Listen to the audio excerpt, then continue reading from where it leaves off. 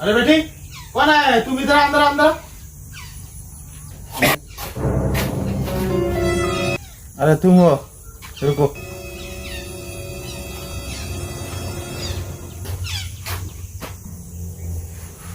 ये नहीं चाहिए, तो क्या चाहिए? ये नहीं लेगा। तो रुक, ये ले, इसका अंदर 200 रुपया है, खा लेना। पैसे भी नहीं चाहिए। अरे तब तो क्या चाहिए?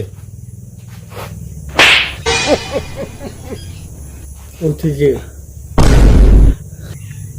अरे तू भीख मांगने के लिए आया है? तुझे मेरे बेटी चाहिए? तो रुक, बताता हूँ तेरे को।